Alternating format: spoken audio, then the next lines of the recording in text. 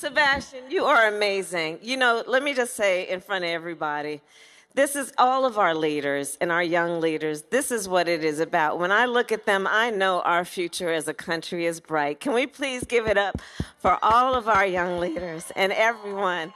It is so great to be in the Tri-C and to be with everyone here. I want to thank Marsha Fudge. Where is Marsha? There you are. Marsha Fudge, listen, let me just tell you, I've been in the United States Senate now about almost 4 years. Marsha Fudge is a force. Marsha Fudge is a force. I know she is a leader in Ohio, but let me tell you, everyone recognizes Marsha Fudge's leadership as a national leader, and Marsha makes it clear, anybody want to win that White House? You're coming through me, she'll say. You're coming through me.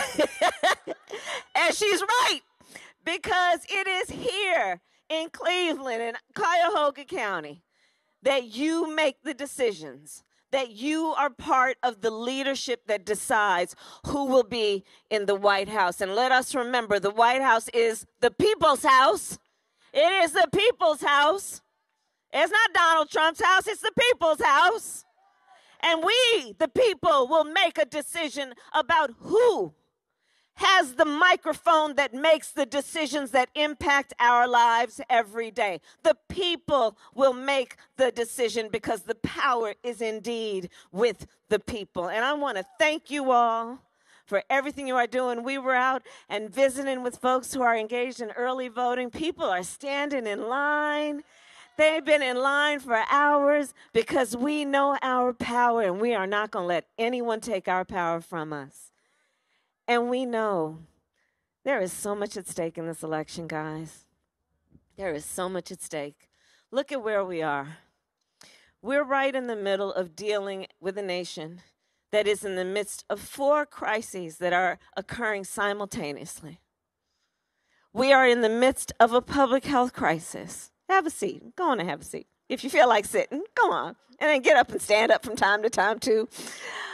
We are in the midst of a public health epidemic that has taken the lives of over 220 million Americans in just the last several months, many of whom in their last days on this earth, because of the nature of this virus, could not be with their family, could not be with their friends, who could not touch the hand or look in the gaze of someone they love.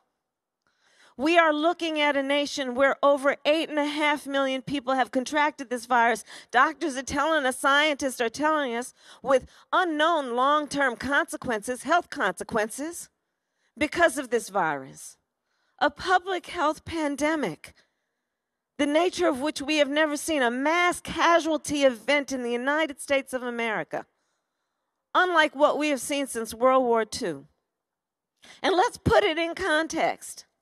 Thanks to Bob Woodward, back on January 28th, we know Donald Trump was informed about the nature of this virus. He was told it will kill people. He was told it is airborne. He knew it could impact young people. He knew it was 5 times more deadly than the flu. And he sat on that information and did not tell the American people. Can you imagine what you as a parent, as a grandparent, as a small business owner, how you could have prepared if on January 28th, you knew what this was going to be? Because remember, even before January 28th, folks weren't doing so well. Even before then, we knew most American families have less than $1,000 in life savings. Even before then, we knew folks were working 2 and 3 jobs to try and pay the rent and put food on the table. And by the way, in Joe Biden and my America, we believe nobody should have to work more than 1 job to have food on the table and pay their rent. Can you imagine what folks would have been able to do if they knew what Donald Trump knew? But he didn't tell anybody. Instead, he lied. He lied to the American people. He mocked the seriousness of it. He called it a hoax. He suggested that he keeps it an agenda that determines which side of the ledger you're on based on whether you wear a mask or not. If you don't wear a mask, you're with him. If you wear a mask, you're not. Can you imagine? The President of the United States, who is also the Commander-in-Chief, who has as his highest and most important responsibility to concern himself with keeping the American people safe.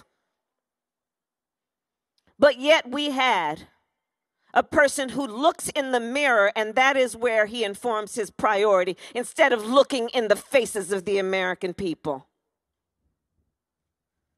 And so we find ourselves in this moment of crisis, where in Ohio, we are looking at 1 in 10 families who is concerned that they don't have enough food to put on the table to feed their family.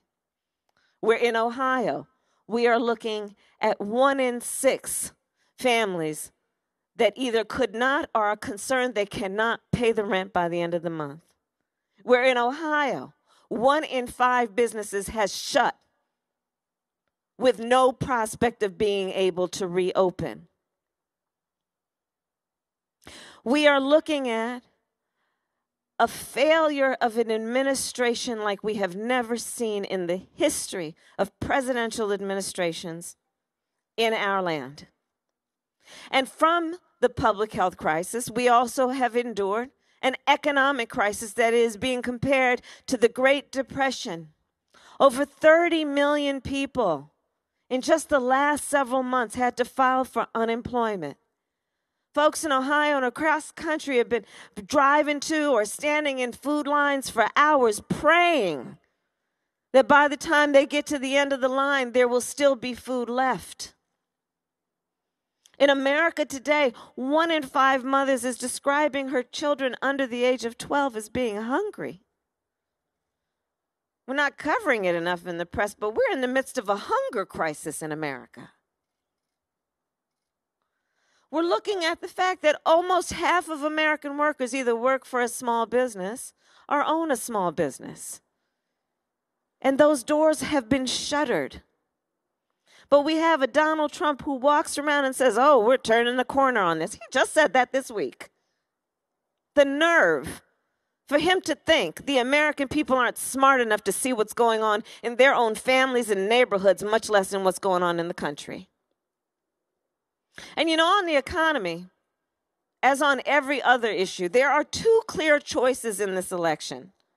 On the one hand, you have Joe Biden, who says, the way I measure the economy, if you want me to tell you how the economy is doing, then tell me how are working people doing in America. That's how Joe Biden measures the economy. How are working families doing in America?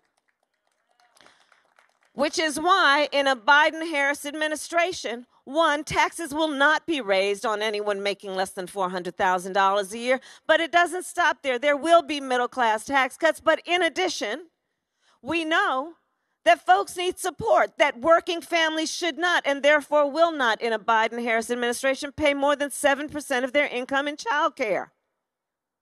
We know that one of the greatest ways that any American family achieves economic health and intergenerational wealth is through home ownership. So we will have, for every first-time home buyer, a $15,000 tax credit to help you with down payment and closing costs to be able to buy a home.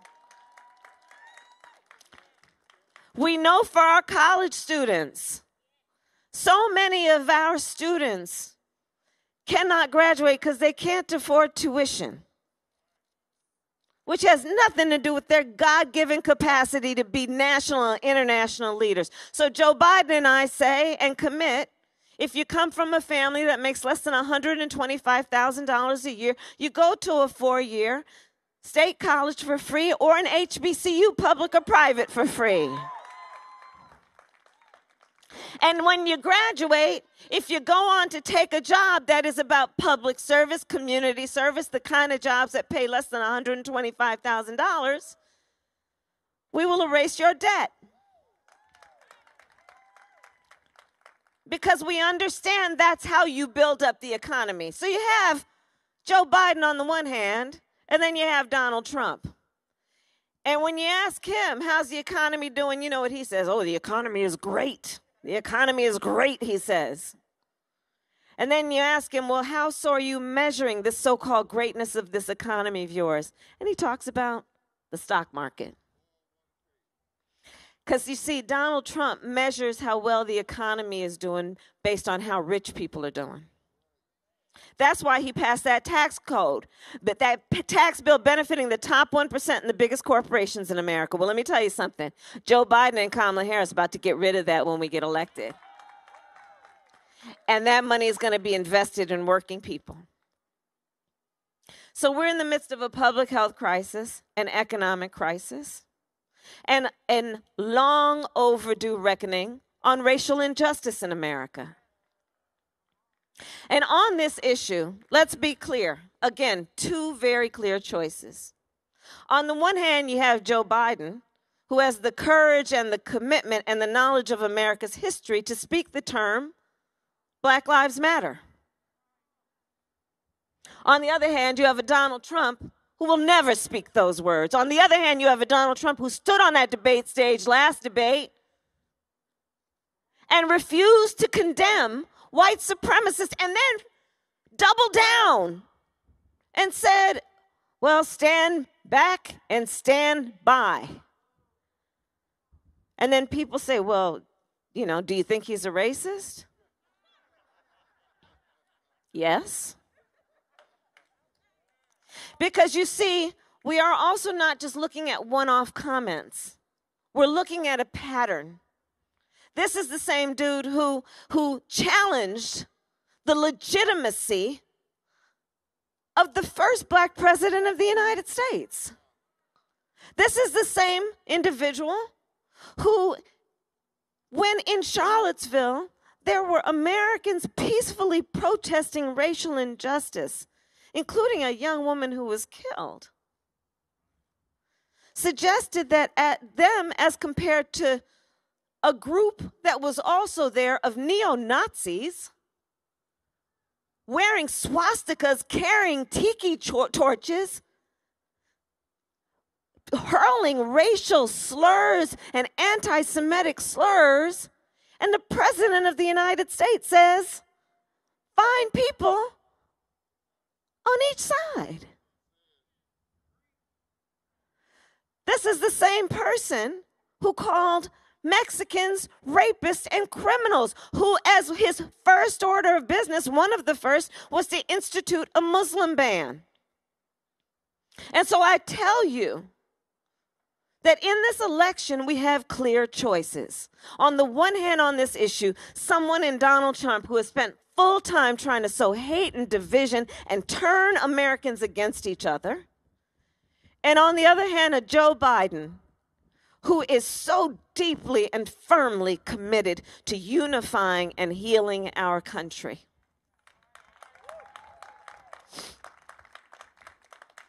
There are clear choices. Another crisis we are facing is a climate crisis. Y'all know I come from California. Well, I was born in Oakland, California, a little ways from here.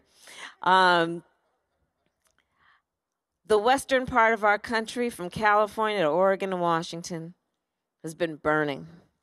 Wildfires, displacing homes and families. Actually, there are firefighters that have perished fighting those fires. On the Gulf Coast, all those states, we've seen storms that are battering those communities, demolishing neighborhoods.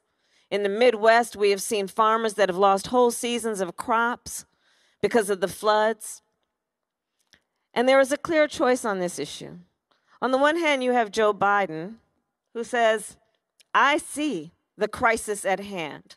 I understand the responsibility of leaders today to save and protect tomorrow.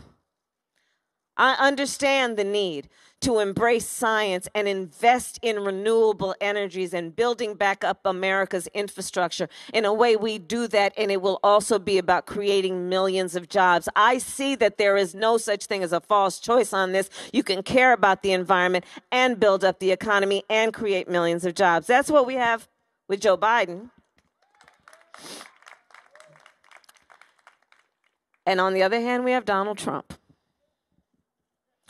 who, when asked about the wildfires in California, so he was asked, and the reporter said something like, you know, science is telling us, scientists and science is telling us that these extreme changes in the climate are contributing to these wildfires, possibly causing them.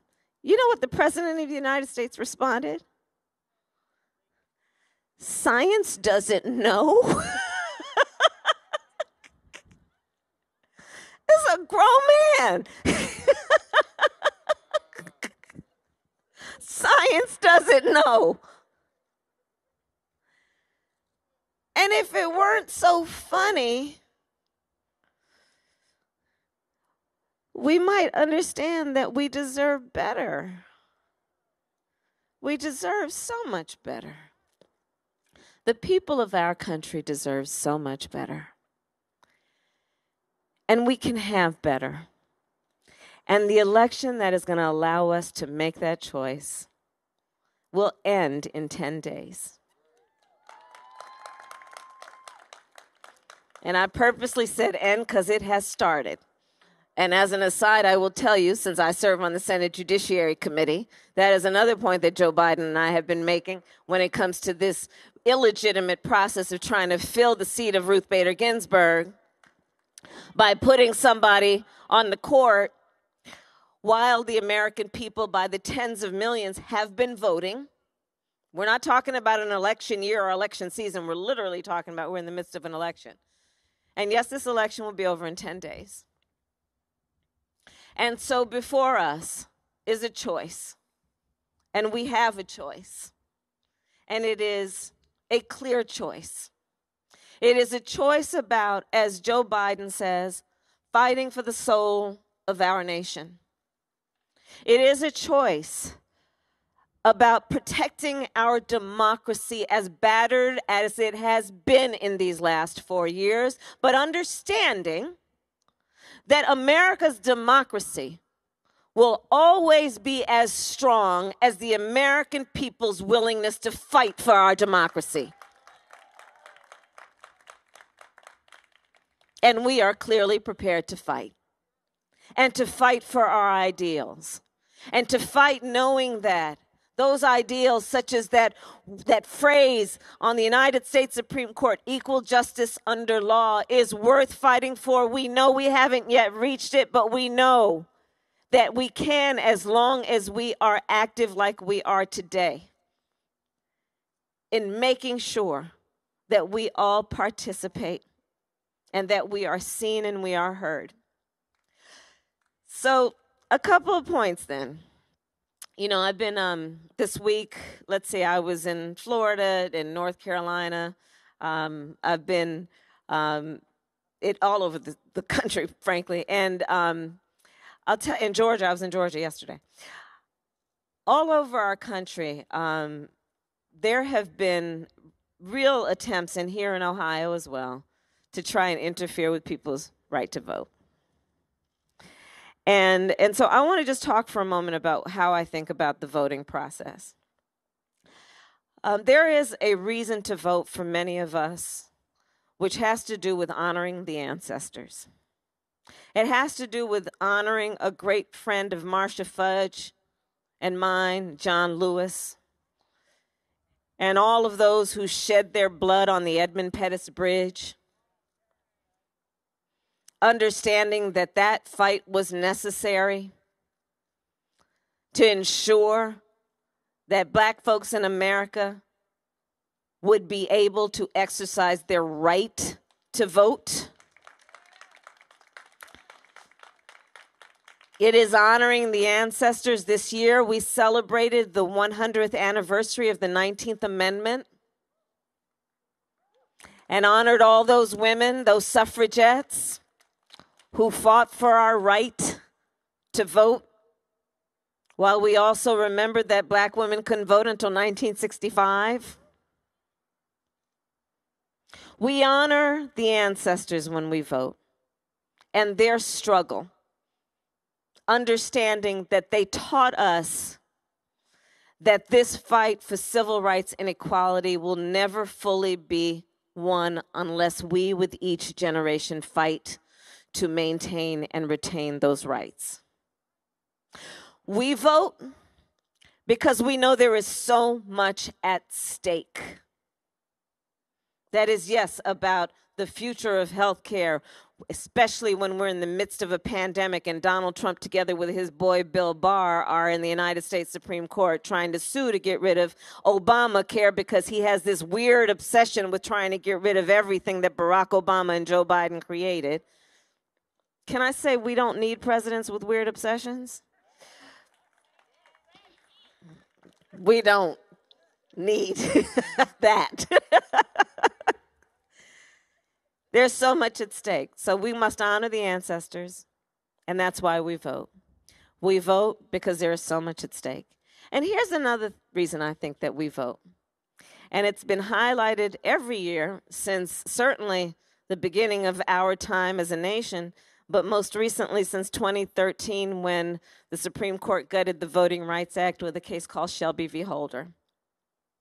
Because you see, in 2013, after that case, almost 24 states enacted laws that were designed to suppress the vote of black people, of people of color, of students, of indigenous brothers and sisters.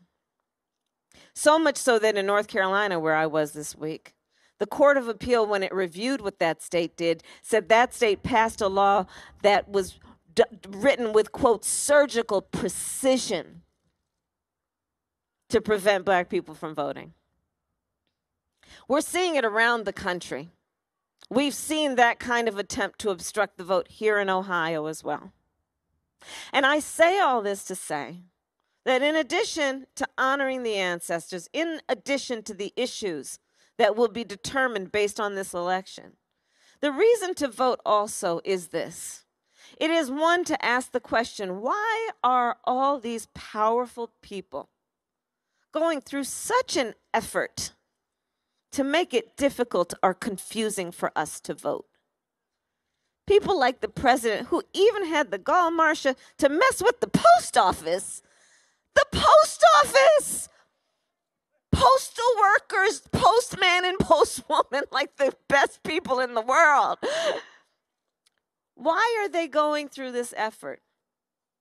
And the answer is because they know our power.